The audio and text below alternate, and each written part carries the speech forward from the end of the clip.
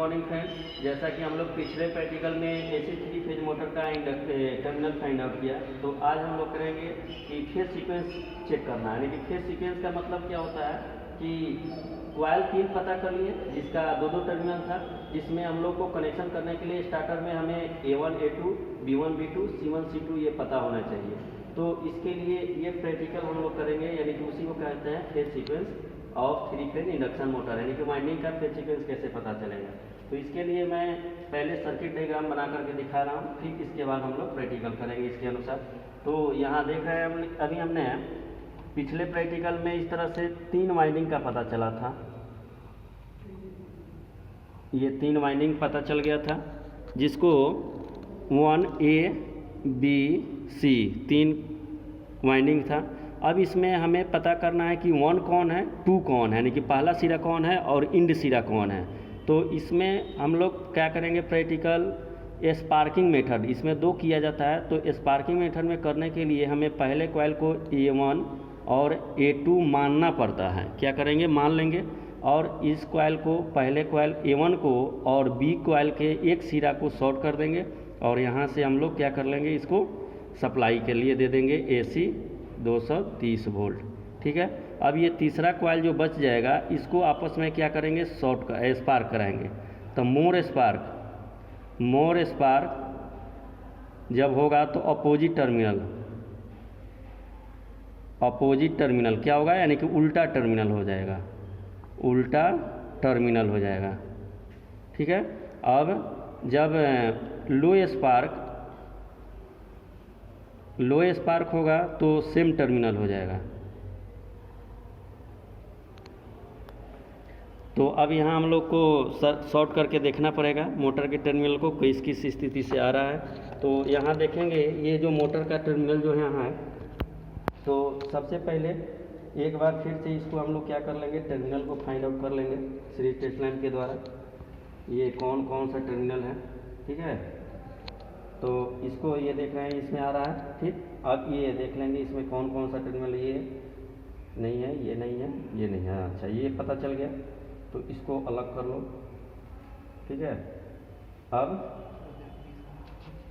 इसके बाद फिर ये देखेंगे, इसमें ये दोनों लाल और पीला ये अलग कर लो। हाँ, और बच गया ये। तो इस तरह से 3 कॉइल हो गया। 3 कॉइल को तो पता कर लिए। अब इसके बाद क्या करेंगे, यानी कि ये एक पेयर होगा, ये एक पेयर होगा, ये एक पेयर होगा। अब हमें सर्किट में देखे थे कि एक कॉइल मान लो है A हो गया, है B हो गया, है C हो गया। क्या होगा, ये A है B और है C। ठीक है।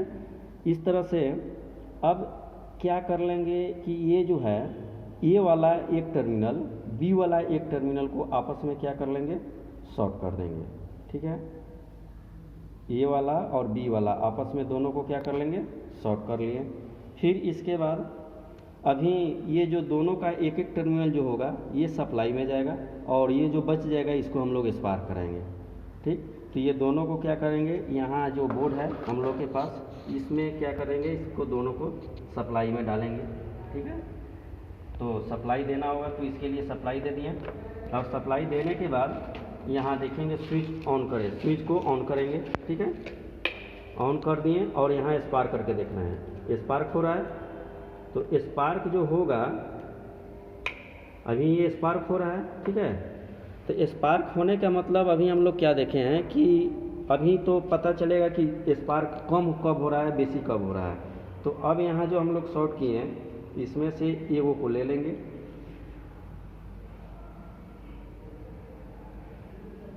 और ये दोनों को शॉर्ट करेंगे। ठीक है। और इसके बाद ये देंगे सप्लाई में, और फिर सप्लाई देने के बाद इसको स्पार्क कराएंगे। देखिए अब स्पार्क नहीं हो रहा है। तो जब स्पार्क नहीं हो रहा है, तो यहाँ जो शॉर्ट किए हैं हम लोग, ये जो सेम टर्मिनल होगा, सेम टर्मिनल मतलब कि ये जो पहला जो टर्मिनल 1 और 2, तो इसको हम लोग 1 ले लेते हैं। ये दोनों 1 होगा।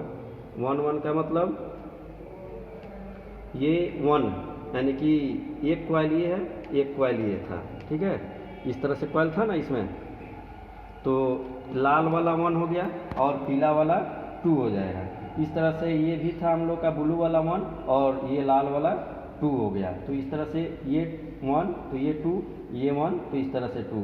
इसी तरह से फिर हम लोग ये कॉइल सी को भी आपस में शॉर्ट करेंगे और इसको दोनों को सप्लाई देंगे और इसमें से ये कॉइल को स्पार्क कराएंगे। तो इस तरह से हमें तीसरा कॉइल भी पता चल सकता है। तो इसलिए हम लोग का ये जो होगा terminal find out phase sequence का इंडिकेटर, ठीक है।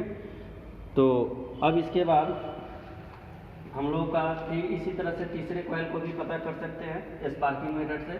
तो फिर अब इसके बाद अगले प्रैक्टिकल में मिलेंगे वोल्ट मीटर द्वारा, यानी कि वोल्ट मीटर के द्वारा भी इसको फेज सीक्वेंस को पता कर सकते हैं, ठीक है। बहुत बहुत धन्यवाद।